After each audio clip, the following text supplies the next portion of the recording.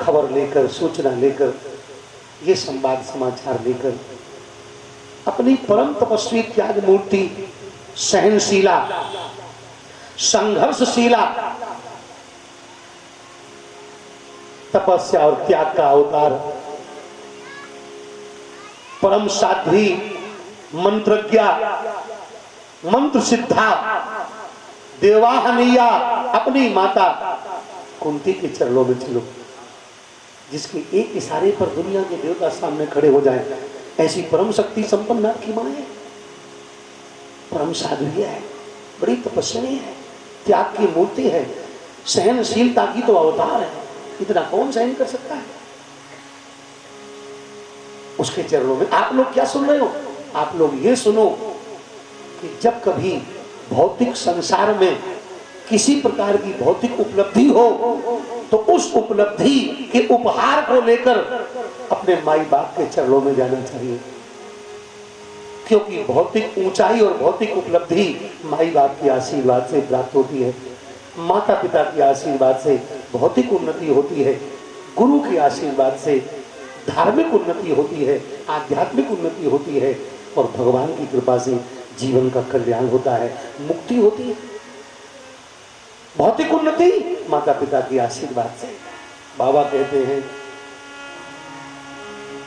सारे पदार्थ करतल ताके, प्रिय पितु मातु प्राण सम जाके। माता पिता में जिनका प्रेम होगा, अर्थ धर्म काम मोक्ष से प्राप्त होंगे। भगवान बड़े प्रसन्न हैं। पांचों पांडव चल पड़े माता कुंती के दरबार की ओर, शिविर की ओर। माता कुंती को जैसे ही अर्जुन ने आवाज लगाई है, माँ माँ कहकर पुकारा, माता कुंती डकराती गाय की तरह अंदर से निकल के आई, अपनी दोनों बाहें उठाई, जैसे दिन भर की गाय वन में चरने गई हो, शाम को लौटे। चरवाहे कितना भी लाठी डंडा प्रयोग करें, पर बछड़े के पास जाने से उसको रोक नहीं सकते हैं। लाठी खाती है, डंडे खाती है, सब सहन करती, पर बछड़े की ओर दौड़ती है, बछड़े की ओर। ऐसे ही कुंती माँ अपने पुत्रों की ओर दौड़ करके आई, पांचों बेटों को अपनी बाहों में लेकर अपनी छाती में भर लिया। आंखों से अश्रुओं की धार निकल पड़ी। पांचों बेटों के मस्तक माँ के अश्रु बिंदु से सिंचित हो रहे हैं। मेरे प्यारे कथा प्रेमियों, गंगा के स्नान से भी ज्यादा सुख मिलता है जब माँ की ममता और वात्सल्य के आंसू किसी बच्चे के मस्तक पर गिरते। अमृत से सींचा हुआ पेड़ शायद सूख सकता है, पर माँ की ममता और वात्सल्य के आंसुओं की बूंदों से सींची हुई संतान का वृक्ष कभी सूखता नहीं। अमृत बिंदु से भी ज्यादा प्रभावशाली माँ की ममता और वात्सल्य का अश्रु बिंदु। पांचों पुत्र अपने माँ के वात्सल्य और ममता के सुबिंदुओं से स्नान करते हुए मानो तीर्थ जल में स्नान कर रहे हो। अरे माँ के हृदय में तो दुनिया के सारे तीर्थ बसते हैं। उस हृदय से प्रेमोद्रेक प्रकट होता और वो आंसुओं की धार बन के गिरता है, तो वो आंसुओं की धार नहीं, वो गंगा जमुना की धार होती है, और उससे सिंचित होकर के हर बेटे का जीवन धन्य और पवित्र हो जाता है। आज माँ के वात्सल्य और ममता के अश्रु बिंदुओं से सिंचित होते पांचों बेटे अपने को धन्य धन्य समझ रहे। लेकिन एक बड़ी सुंदर झांकी यहाँ ये है कि बेटे छाती से लगाए हुए हैं कुंती माता, और सामने भगवान। ध्यान दो, इस दृश्य को अपने प्रेम लेखनी से अपने हृदय के पटल पर चित्रित करो, हृदय आपका गदगद हो जाएगा। पांचों बेटा छाती से लगे हैं, पर दृष्टि श्री कृष्ण पर लगी है। सामने दूर श्री कृष्ण खड़े हैं, और भगवान श्री कृष्ण ने जब पांचों पांडवों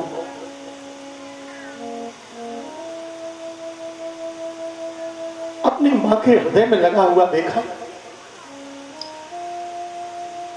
तो उस तपस्वी के तप वृक्ष में फलित आज इन 5 फलों को सुरक्षित देख करके भगवान श्री कृष्ण भी प्रसन्न हो रहे हैं। कुंती माता भगवान पर दृष्टि लगाए, मानो कुंती माता कहना चाहती हैं, कृष्ण आज मेरी गोद में मेरे 5 बेटे सुरक्षित हैं, इसका पूरा श्रेय आप पर जाता है। यही हम आप लोगों से भी कहना चाहते हैं, आज से ही ये नियम बना लो। बच्चों को प्यार करना गलत नहीं है, बच्चों की सेवा करना गलत नहीं है, बच्चों को गले से लगाना गलत नहीं है, बच्चों को गोद में लगाना गलत नहीं है। पर ध्यान रखो, बच्चे जब आपकी छाती से लगे हों तो दृष्टि आपकी भगवान में लगी हो, ये नियम बनाओ। जिन माई बाप की दृष्टि भगवान में लगी होती है और बच्चे जिनके गले से लगे होते हैं, बच्चे गले से लगे हो, दृष्टि भगवान में लगी हो, तो ऐसे माई बाप के बच्चे पांडवों की तरह ही दुनिया की धरती पर विजय श्री प्राप्त करके महाभारत में कीर्तिमान स्थापित करते हैं।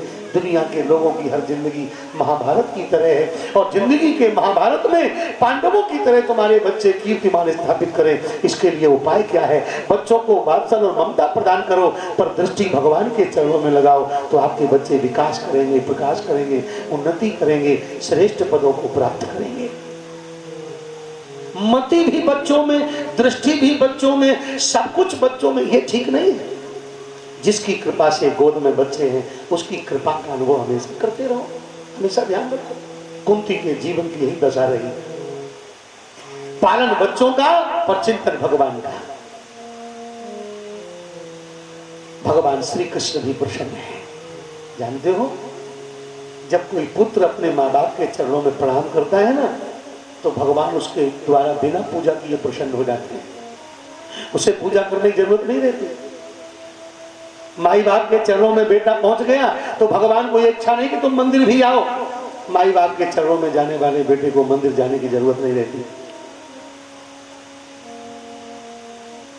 संतों ने गाया है, जिनके मन में सिया राम बसे, बेतरे तो तरे और न तरे तो तरे से। जिनने माता पिता की सेवा करी, बे भजे तो भजे और न भजे तो भजे से। माता पिता की सेवा करने वाले को भजन करे तो अच्छी बात है, नहीं भी करे तो भी भगवान उससे प्रसन्न रहते हैं। आज पांचों पांडव माता कुंती के पास में ही सो गए। इधर भगवान की लीला तो बड़ी विचित्र है, उसे कौन जाने। द्रौपदी ने जब देखा कि मेरे पति आज अपने शिविर में नहीं आए, तो पांचों पतियों से एक एक बेटा उनकी गोद में था। जो जिसका बेटा था उस बेटे को पिता के बिस्तर पर जाके द्रौपदी ने लिटा दिया। अब द्रौपदी को क्या पता था कि जिस बिस्तर पर पिता नहीं लेटा है उस बिस्तर पर काल लेटा हुआ है। इतना ही तो अंतर है इंसान में और भगवान में। जो हो रहा है उसको देखने वाला इंसान होता है, पर जो होने वाला है उसको जानने वाला भगवान होता है। द्रौपदी को क्या पता क्या होने वाला है। रात्रि काल हुआ, बच्चे सो गए गंभीर निद्रा में। दुर्योधन ने उधर आवाज लगाई, पांचों पांडवों की गर्दन काटकर जो मुझे दिखा देगा, हस्तिनापुर का राजा उसी को बना दूंगा। अश्वत्थामा ने ये बात सुनी तो प्रसन्न हो गया। छोटा सा काम और बड़ा सा इनाम। हाथ में तलवार लेकर के अश्वत्थामा ने दुर्योधन को आश्वासन दिया, ये काम मैं करूंगा, और पहुंच गया शिविर में। काम और लोभ में आदमी अंधा हो जाता, नहीं देखा कि कौन लेटा हुआ है। तलवार को निकालकर सोते हुए पांचों वीरों की गर्दन काट ली, पांडव समझ के, और वो थे पांडव पुत्र। पांचों की खोपड़ी लेकर दुर्योधन के सामने आया। दुर्योधन ने जिस समय पांचों सिर देखे तो वो मस्तक पांडवों के ना होकर पांडव पुत्रों के थे। अब दुर्योधन दुखी हुआ कि जिंदगी भर हमने जो किया वो सब अन्याय ही होता रहा, और ये तो महा अन्याय हो गया। कौरव और पांडवों के वंश में ये 5 ही तो संतान थी जो भविष्य में हमारे महल में दीपक जलाती, और वो पांचों पुत्र भी हमने अपने ही दुर्व्यवहार से समाप्त करवा दिए। अब तो इस वंश में कोई दीपक जलाने वाला भी नहीं बचा। ये कलंक भी मेरे ऊपर, ये सोचकर दुखी हुआ। सुख और दुख के बीच मरने का श्राप था, मर गया दुर्योधन। अश्वत्थामा भयभीत होकर भागा। सवेरे द्रौपदी जागी, पांचों बेटों की लाशें देखकर हाहाकार करके रो पड़ी। अर्जुन ने द्रौपदी को धैर्य दिया और कहा, रो मत, जिसने तुम्हारे बच्चे मारे हैं उसकी खोपड़ी काट करके लाऊंगा, उसके सिर पर बैठकर स्नान करना। अब ये पता नहीं किसने मारे, जिसने मारे वो तो अमर है। भगवान को साथ में लिया, अश्वत्थामा का पीछा किया, उसने अपनी रक्षा के लिए ब्रह्मास्त्र छोड़ा। भगवान का संकेत पाकर अर्जुन ने ब्रह्मास्त्र को शांत किया और अश्वत्थामा को पकड़ लिया, रस्सी से बांधकर रथ में पटक लिया, लेकर द्रौपदी के सामने आए। जब तलवार हाथ में लेकर गर्दन काटने चले तो द्रौपदी ने तलवार में हाथ लगा दिया और कहा, हे वीरवर, ये तो गुरुपुत्र हैं और गुरुपुत्र पर प्रहार करना तो महा अन्याय है, छोड़ दो इनको, छोड़ो इनको। ध्यान से सुनना, ये इतिहास दोहराया नहीं गया। धर्म पर बलिदान करने वाले बहुत लोग हुए, पर द्रौपदी जैसा अपने 5-5 बेटों का धर्म की बलवेदी पर चढ़ा दे, ऐसी द्रौपदी बीच में आ गई, छोड़ दो इन्हें। अर्जुन ने कहा, ये तुम्हारे पुत्रों का हत्यारा है। द्रौपदी ने कहा, पुत्रों का हत्यारा नहीं, ये गुरु जी के बेटा है, गुरुपुत्र है, और गुरु का पुत्र भी गुरु के समान पूजनीय होता है। जिनकी कृपा से रहस्यात्मक धनुर्वेद का आपने ज्ञान प्राप्त किया, उन्हीं के बेटे की गर्दन काट रहे हो, छोड़ दो इनको। अब तो बड़ी समस्या, अर्जुन मारने की प्रतिज्ञा कर चुके। भीम ने कहा, स्त्रियों की बातों मत आओ अर्जुन, अपने संकल्प को पूरा करो। लेकिन धर्मराज द्रौपदी के व्यवहार पर साधुवाद कर रहे। हो क्या, श्याम सुंदर तो श्याम सुंदर है। भगवान द्रौपदी के पास में आए और कहा, देखो द्रौपदी, तुम स्त्री हो और स्त्री स्थिति के अनुसार परिवर्तनीय होती है। माँ के घर में आ जाए तो माँ के लिए रोने लगेंगे, ससुराल में पहुंच जाए तो उनके लिए रोने लगेंगे। अगर ऐसी स्त्री भगवान न बनाते तो सारा सिस्टम तुम्हारा बिगड़ जाता दुनिया का। स्थिति के अनुसार बदलने वाली स्त्री होती है, जहां रहें वहीं की व्यवस्था में व्यवस्थित हो जाती है।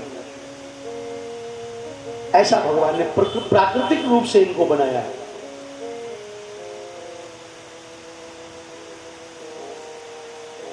कोई स्त्री बाजार में जा रही हो, उसका पर्स मारकर कोई चोर भागे, 10-5 लोग उस चोर को पकड़ के पर्स मां को दे दें और उसकी धुनाई शुरू कर दें। पिटाई नहीं, धुनाई। पिटाई अलग होती, धुनाई अलग होती है। और धुनाई शुरू हो जाए और वो स्त्री देख ले तो हो सकता है वही स्त्री बचाने लगे, अरे भाई इतना मत मारो, देखो कैसे रो रहा है, अब पर्स तो मेरा मिल ही गया और कोई बहुत ज्यादा पैसा भी उसमें नहीं था, चलो अब काहे को मारे, वही को बचाने लगे। और पहले जब पर्स लेके भागे तब क्या कही, पकड़ो मारो, पर्स ले गया, पकड़ो मारो। स्थिति के अनुसार बदलने वाली, क्योंकि माँ है ना, मातृत्व उसके अंदर होता है। भगवान ने कहा, द्रौपदी तुम एक स्त्री हो, बच्चों को मरा देखा तो रोने लगी, अब मारने वाले को मरता हुआ देख रही हो तो फिर इसको बचाने लगी। क्या भरोसा किया जाए, आज अर्जुन इनको छोड़ दे, जब तुम्हें बच्चों की याद आएगी तो फिर कहोगी अर्जुन ने ठीक नहीं किया, बच्चे मारने वाला जीवित है, मुझे खल रहा है, तब ये सब बातें करोगी। द्रौपदी ने बड़े सहज में कहा, नहीं प्रभु, मैं ऐसा कभी नहीं कहूंगी। भगवान ने कहा, देखो द्रौपदी, हम प्राकृतिक परिवर्तन को जानते हैं, इसलिए मौखिक वचन हम नहीं मानेंगे, इसके लिए मजबूत प्रमाण चाहिए। तो द्रौपदी ने कहा, स्पष्ट कहो क्या प्रमाण चाहिए। भगवान ने इतनी कड़ी परीक्षा ली द्रौपदी की तो कहने लगे, द्रौपदी आज के बाद अगर तुम अपने मरे हुए इन 5 बेटों को स्वप्न में भी कभी याद ना करो, ये संकल्प लो, तो मैं अर्जुन से कह दूं और अश्वत्थामा छोड़ दिया जाए। क्योंकि अगर तुम्हें बेटों की याद आएगी तो मन में कोई भी भाव आ सकता है, अगर बेटों की याद ही ना आए तो फिर कोई भाव नहीं आएगा। अब ये शर्त तो एक मां के लिए बहुत कठिन है। जीवन का सबसे बड़ा दुख एक मां के लिए गोद से पुत्र का उठ जाना, इससे बड़ा कोई दुख नहीं होता। तो यहां तक कि अगर बच्चे इनकी गोद में सयाने हो तो दुर्भाग्य से भी साथ छूट जाए तो इनको उतना कष्ट नहीं होता, पर बेटा जिस मां की गोद से उठता है, सारे जीवन जब तक हड्डी में श्वास रहती है, रातों में रोती रहती है। जब उस बच्चे की याद आएगी, उसके बाद चाहे 2-4 बच्चों की माँ और हो जाए, पर नहीं, जो मर चुका है उसकी याद जीवन में कभी नहीं भूलती। संतों ने, शास्त्रों ने, सभी ने एक स्वर में ये बात प्रमाणित की है कि सबसे ज्यादा स्नेह करने वाली आपको माँ होती है। कभी कभी हम लोगों को लगता है दुनिया में, समाज में, परिवार में कि हमें ये बहुत चाहते हैं, वो बहुत चाहते हैं, और लोग कहते भी हैं कि ये हमें बहुत चाहते हैं, घर वालों से भी ज्यादा। अच्छी बात है, ऐसे चाहने वालों की भीड़ आपको मिले, हमारी शुभकामना है। पर कभी ये ना सोचना कि माँ से ज्यादा भी कोई चाहता होगा। माँ तो ऐसी चाहने वाली है, जब तुम नहीं थे तब भी वो आपको चाहती थी, जब आप हैं तब भी वो चाह रही है। कदाचित दुर्भाग्य से माँ रहे और हम ना रहे तो चाहने वालों में केवल एक रहेगी, और वो मेरी माँ ही रहेगी। अंतिम श्वास तक आपको चाहती रहेगी। जरा सोचो, जब हम नहीं थे तब वो पत्थर पूजती थी, तमाम ठगियों से ठगी जाती थी, क्यों? कि आप उसकी गोद में आ जाएं।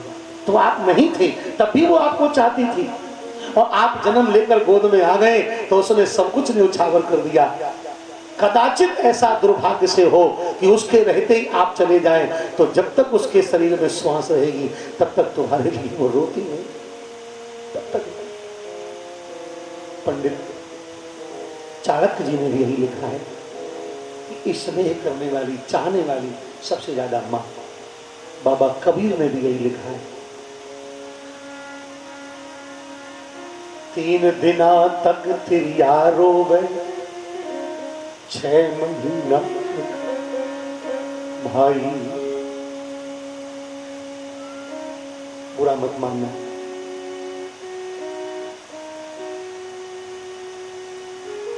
इसको समझना है। त्रिया माने पत्नी, सबसे कम समय को बाबा कबीर ने लिखा है पत्नी के लिए, केवल 3 दिन।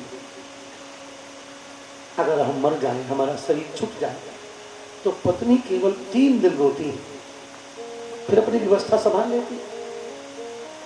3 दिना तक तिरिया रोवे, 6 महीना तक भाई। भाई के लिए बाबा कबीर ने 6 महीने लिखे। आज के परिवर्तन की बात में नहीं कर रहा, संत और शास्त्रों के चिंतन की बात कर रहा। 3 दिना तक तिरिया रोवे, 6 महीना तक भाई। जन्म जन्म भर मैया रोवे, जब तक मां जीवित रहेगी तब तक रोती रहेगी।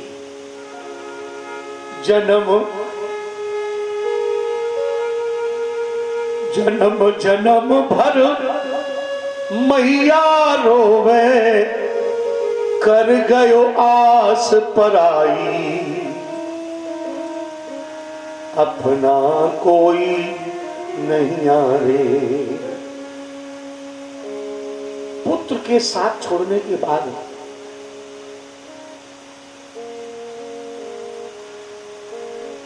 उस मां को ऐसा लगता है कि अब दुनिया में हमारा साथी, हमारे लिए कुछ करने वाला कोई नहीं बचा। उसको लगता है कि बेटा अगर रहता तो भगवान का भी उसको भरोसा नहीं होता जितना बेटे का भरोसा होता है। अंतिम श्वास तक जन्म जन्म भर मैया रोवे, कर गयो आस पराई। अपना कोई नहीं। मां की संपूर्ण आशाओं का आधार उसकी संतान होती है। संतान के साथ छोड़ने पर उसको लगता कि अब तो दुनिया में खोट नहीं है। मातु पिता जग तीरथ दोई, मां जैसा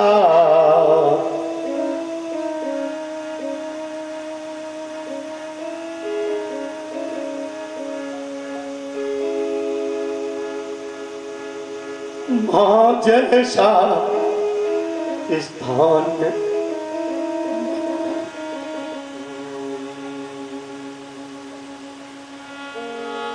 मातु पिता जग तीरथ दोई, पे माँ जैसा स्थान ना कोई। यद्यपि माता पिता दो तीर्थ कहे हैं शास्त्र में, संतों ने,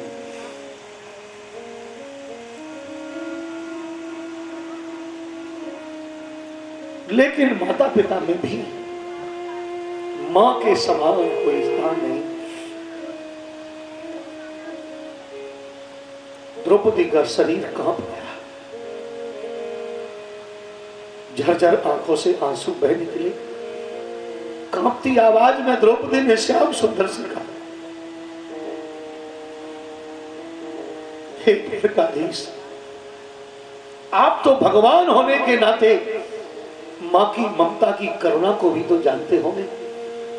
दुनिया के भक्त आपको पिता बाद में कहते हैं, मां पहले कहते हैं, तो क्या मातृत्व का अनुभव आपको नहीं है?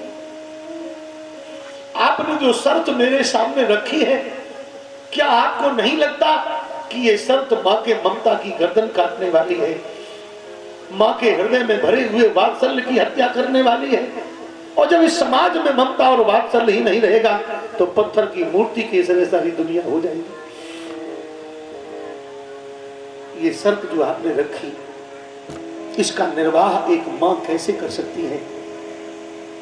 पांचों बेटों को मैं हमेशा के लिए भूल जाऊं, ये संभव कैसे है? भगवान ने नीरस वाणी में कहा, द्रौपदी, अगर अश्वत्थामा को बचाना हो तो ये शर्त माननी पड़ेगी। भगवान बहुत कोमल हैं, लेकिन जब परीक्षा लेते हैं तो बहुत कठोर भी हो जाती है। शायद द्रौपदी के धर्म की परीक्षा हो रही हो। तब द्रौपदी ने दोनों हाथ जोड़े, नेत्र बंद हो गए, जैसे आप लोग स्वप्न देखते हो। शायद उसी प्रकार भावना में द्रौपदी ने अपने पुत्रों को देखा, और शायद अंदर ही अंदर द्रौपदी ने अपने पुत्रों से क्षमा मांगी होगी। हे मेरे लाडले, हो सके तो अपनी मां को क्षमा कर देना। मैं मां होने के बाद भी अपने मातृत्व का निर्वाह नहीं कर पा रही हूं, उसका कारण है धर्म की रक्षा करना। अगर तुमने हमें इसमें सहयोग किया तो तुम भी मेरे पुत्र होकर के इतिहास में अमर हो जाओगे। भले ही तुम्हारा शरीर छूट गया हो, तुम्हारी मां द्रौपदी आज धर्म के लिए, आजीवन के लिए तुम्हारी विस्मृति करती है, इसके लिए मुझे माफ करना। शायद भावनाओं में, अंतर में द्रौपदी ने अपने पुत्रों से यही कहा होगा, और फिर नेत्र खोलकर बहिर्मुख होकर भगवान श्याम सुंदर के आगे दोनों हाथ जोड़कर, घुटने तोड़कर एक याचिका की भांति, एक भिखारी की तरह द्रौपदी प्रभु के सामने बैठी, अपने धोती के पल्लू का झोली बनाकर भगवान के सामने फैलाया और कहा, हे द्वारिकाधीश, मैं द्रुपद नरेश की इकलौती लाडली पुत्री द्रौपदी राजकुमारी हूं। जिंदगी में हमने किसी के आगे हाथ नहीं फैलाया, झोली नहीं फैलाई। संस्कार बस हमारा ब्याह 5 पांडवों के साथ में हुआ, जो दुनिया के सबसे बड़ी वीर हैं, लेकिन कुयोग से उन्हें वनवास हुआ। वनवासी होकर मेरे 5 वीर पतियों ने भीख मांगी, पर फिर भी हमने किसी के द्वारे जाकर कभी हाथ नहीं फैलाया। ये द्रुपद नरेश की इकलौती बेटी द्रौपदी, यज्ञ से प्रकट होने वाली याज्ञसेनी, 5 वीर महारथियों की पत्नी, और स्वयं आप द्वारिकाधीश भी हमें बहन मानते हो, तो द्वारिकाधीश की ये बहन आज जीवन में पहली बार द्वारिकाधीश के ही सामने भिखारिन बनी बैठी है। दुनिया में मांगने वालों को आपने जाने क्या क्या दिया है, आज द्रौपदी भिखारिन की झोली में भी एक भीख डाल दो, हम जो मांगे वो मुझे प्रदान कर दो। तो भगवान ने सोचा, हो सकता है अपने 5 बेटों को जीवित करवाना चाहे। अलग अलग लोग भावना करते, लेकिन द्रौपदी ने जो मांगा वो शायद कोई मांगेगा। द्रौपदी ने कहा, हे श्याम सुंदर, अगर यही बात है तो मैं आपकी शर्त स्वीकार करती हूँ। और द्रौपदी बोली कि मोहन माधव लो इसी समय, सारे समाज को साक्षी करके मैं शपथ लेती हूं, मोहन माधव लो इसी समय मैं अपना मोह त्यागती हूं। पर एक अनाथ ब्राह्मण के प्राणों की भीख मांगती हूँ। एक अनाथ ब्राह्मण के प्राणों की भीख मांगती हूँ। एक अनाथ ब्राह्मण है, इनके पिता द्रोणाचार्य महाभारत में शरीर पूरा कर चुके हैं। इनकी माता कृपी सफेद वस्त्र में अपने शरीर को ढके हुए, खुले बाल, सिंदूर विहीना होकर अपने पुत्र की प्रतीक्षा कर रही होगी। और जब वो ब्राह्मणी तपस्विनी ये सुनेगी कि जिस महाभारत के संग्राम में मेरा सिंदूर समाप्त हो गया, उसी महाभारत के अंतिम चरण में अर्जुन ने मेरे गोद का खिलौना भी तोड़ दिया, तो ब्राह्मणी कुपित होकर श्राप कर देगी और उसके श्राप की धधकती आग में आपकी कीर्ति जलकर के नष्ट हो जाएगी। इसलिए हे वीरवर, इस महाभारत के युद्ध में आपने सर्वोच्च कीर्तिमान स्थापित किया है, वो कीर्तिमान कहीं कलंकित ना हो जाए, इसके लिए आप ब्राह्मण कुमार अश्वत्थामा को छोड़ दीजिए। भगवान से प्रार्थना की, इनको छुड़ा दीजिए। इतना कहते कहते आंसू बह रहे थे द्रौपदी की आंखों से। मित्रों, जिन लोगों ने ये सुना कि द्रौपदी ने अपने पुत्रों की स्मृति को विस्मृत कर दिया, अब कभी याद नहीं करेगी, ये सुन करके लोगों की श्वास की आवाज सुनाई पड़ रही थी। अवाक होकर सब शांत खड़े थे। भगवान का हृदय भी द्रवित हो उठा। प्रभु ने अपने दोनों हाथ बढ़ाए, बैठी हुई द्रौपदी के कंधे से हाथ लगाया, सहारा देकर उठाया, दोनों हाथों से छाती में चिपकाए लिया। द्रौपदी की आंखों से बहते हुए आंसुओं को भगवान अपने पिता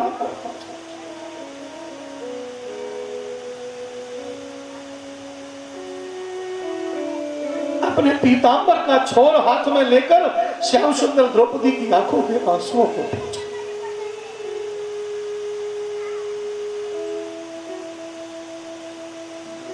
और आंसुओं को पहुंचते हुए केशव ने कहा, द्रौपदी, आज तक तो दुनिया कहती थी कि मैं तुम्हें बहन मानता हूं, लोग ये जानते थे, लेकिन आज मैं सारे समाज के साथ दोनों हाथ उठाकर गर्व से ये घोषणा करता हूं कि द्रौपदी मेरी बहन है, द्रौपदी मेरी बहन है। क्योंकि मैं अपना वैकुंठ या गोलोक छोड़ करके जिस धर्म की स्थापना करने के लिए धरती पर अवतार लेता, पर ये धर्म की स्थापना अकेले कृष्ण से संभव नहीं थी। ये धर्म की स्थापना तो पांडव जैसे सत्य के मार्ग पर चलने वाले वीर और धर्म की बलवेदी पर अपने 5-5 बेटों को बलिदान कर देने वाली द्रौपदी जैसी त्यागशीला मां चाहिए।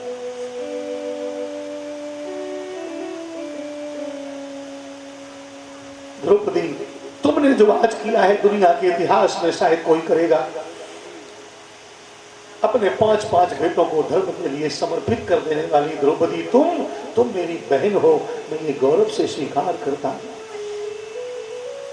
और फिर भगवान ने अर्जुन से कहा, अर्जुन, अब अश्वत्थामा की गर्दन पर तलवार नहीं चलेगी। अर्जुन ने कहा, मेरी प्रतिज्ञा का क्या होगा? भगवान ने कहा, अर्जुन, वपनम द्रविणादानम स्थाना